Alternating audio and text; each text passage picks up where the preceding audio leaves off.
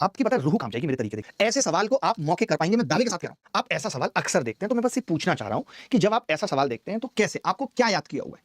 देखिए मेरा एक ही फोकस है कि जो भी दो चार घिसी पिटी बातें आपको आती हैं, जो भी दो चार घिसी पिटी बातें आपको आती हैं, उसी आधार पे मैक्सिमम सवाल हो जाए, ये मेरा फोकस है। मैं ये नहीं चाहता हूं कि मैं आपको हर सवाल में नई बातें बताऊं, फिर आपसे गलती हो जाए। मैं कुछ एक सवाल आए तो मैं कहूं x बचेगा, फिर सवाल आए तो मैं कहूंगा -x बचेगा, फिर मैं कहूं कुछ और बचेगा। ऐसे तमाम सवाल हैं, क्या बचेगा क्या नहीं बचेगा ये बात की बात है। मैं बस पूछना चाहता हूं। आपने कहा इस सवाल का उत्तर आ रहा है 40, कुछ ने कहा 26 आ रहा है। मैंने कहा यार बड़ा सही है, बड़ा सही है। जब भी कभी ऐसा सवाल आए तो कुछ नहीं करना है। मैं बस ये कह रहा हूं कि इस सवाल को अगर 15 से भाग कर लिया जाए तो रिमाइंडर निकालेंगे हम। आपकी पता है रूह कांप जाएगी मेरे तरीके देख के। देखना, मैंने कहा इस सवाल में जिसकी वैल्यू पूछी है, मैंने कहा अगर मैं डिवाइड बाई 15 करके रिमाइंडर निकाल दूं तो रिमाइंडर वही आएगा जो ऑप्शन को डिवाइड करने पे आ रहा है। जो ऑप्शन को डिवाइड करने पे आ रहा है वही रिमाइंडर आएगा। आपने कहा बड़ी सही बात है जी। तो मैंने कहा कैसे निकालेंगे, तो आपने कहा इसका तो निकालने की जरूरत नहीं है। आप सोच रहे हो कि मैंने 15 ही क्यों लिया, क्योंकि मैक्सिमम टर्म में 15 था तो मुझे इसका चेक नहीं करना पड़ेगा। मैंने कहा कि मैं इसका तो चेक नहीं करूंगा, इसका सही है। आपने कहा जी सही है, नहीं चेक करने की जरूरत ही नहीं, 15 से कटेगा ही कटेगा। एक बच्चा बोला बचा कितना फिर गुरुजी, तो मैंने कहा 14 की घात 4 बचा, 14 की घात 4 बचा। एक सवाल समझाने में टाइम लग रहा है, उसके बाद बिल्कुल टाइम नहीं लगेगा, सिर्फ एक सवाल समझाने में टाइम लग रहा है। 14 की घात 4 और आपने कहा प्लस 40, 40 को 15 से भाग करेंगे 10 बचेगा, यही है। तभी एक लड़का बोला कि जी मास्टर हम इसको भी जानते हैं, कैसे निकालते हैं रिमाइंडर, 15 माइनस 1 की घात 4 हर लड़के को पता होता है, प्लस 10। अब उसको पहले ही पता चल गया जब भी ऐसा सवाल आता है तो 15 से एक संख्या कम होगी तो पावर 4 देखेंगे तो रिमाइंडर वैसे ही 1 बचा देंगे, 1 + 10 = 11।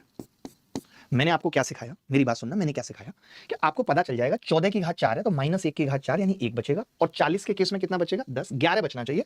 तभी एक लड़का बोला कि जी पहले में 0 बच रहा है, दूसरे में 10 बच रहा है, इसमें 14 बच रहा है, इसमें 11 बच रहा है, ये उत्तर है।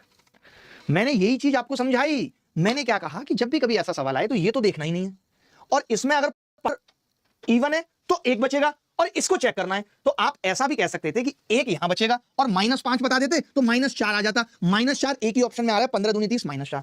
ऐसे सवाल को आप मौखिक कर पाएंगे, मैं दावे के साथ कह रहा हूं। ऐसे सवाल को आप मौखिक कर पाएंगे, मैं दावे के साथ कह रहा हूं। मैं ऐसे 8-10 सवाल दिखाऊंगा, आप अगर ना मौखिक कर दो तो बात करना। बड़े ध्यान से ये सवाल देखना, ये सवाल पेपर में पूछा गया, ये सवाल पेपर में पूछा गया। वैल्यू किसकी है, 11 दे रखा है एक्स की, इसकी पूछिए। तो मैंने कहा 12 से भाग लगा लेते हैं। आपने कहा ये तो पूरा 12 से कट जाएगा, देखने की जरूरत नहीं है, ये तो पूरा 12 से कट जाएगा, देखने की जरूरत नहीं है। एक लड़का बोला कि ये 11 की घात 5 है x, तो अब की बार -1 की घात 5 होगा तो इस बार रिमाइंडर -1 आएगा। मैंने कहा -1 यहां पे दे रखा है तो टोटल -2 आएगा रिमाइंडर। अब -2 या फिर 12 से भाग कर रहे हैं तो 10, दोनों में से कोई एक चीज हो सकती है। माइनस में एक्चुअली कभी आता नहीं है, आप चाहो तो बचा दो माइनस में। तो आपने कहा 12 से भाग करने पे 10 आएगा, 10 एक ही ऑप्शन में आ रहा है, ये लो। आप बताओ टाइम लगा क्या, कोई कंफ्यूजन है, पेपर में कितनी भी हड़बड़ी होगी क्या आप गलत कर पाओगे, कभी सोच सकते हो कि गलत होगा।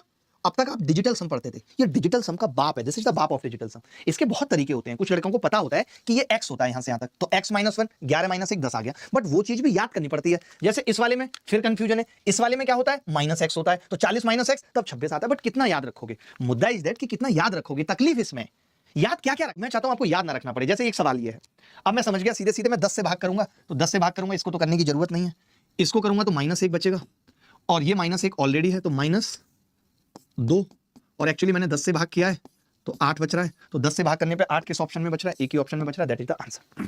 क्लास किस बैच में चल रही है, अल्ट्रा कैलसी बैच है जो 10 मार्च से शुरू हो रहा है, और सबको पता है यूनिट डिजिट क्या होती है, सबको पता है लास्ट 2 डिजिट क्या होती है, सबको पता है डिविजिबिलिटी रूल, सबको पता है रिमाइंडर रूल, लेकिन उनको सवालों में इस्तेमाल करके सवालों को खत्म करना, ये बड़ी बात है जो आप सीखेंगे यहाँ पे। इस बैच के अंदर हमने एक चीज और शामिल की ताकि बैच को जल्दी खत्म कर पाए, टाइम ज्यादा ना लगे, कि हम इस बैच में भी डीपीपी देंगे विद वीडियो सॉल्यूशंस। अब की बार जो ये बैच आ रहा है इसमें हम डीपीपी विद वीडियो सॉल्यूशंस देंगे, यानी आपको प्रैक्टिस के लिए भी सवाल मिलेंगे जिसमें आप खुद भी दिमाग लगा पाए, और वीडियो सॉल्यूशंस के बाद साथ। तो लोग सोच रहे होंगे कि हमने पहले वाला अल्ट्रा कैलसी बैच लिया उसमें नहीं दिया, क्योंकि पहला ही बैच था तो वीडियो बनते कैसे। अब उस बैच में जितने सवाल हो गए, वीडियोज बन गए, तो वो डीपीपी में दे देंगे और इस बैच में नए सवाल करा लेंगे। बात समझ गए, ये एक प्रोसेस है।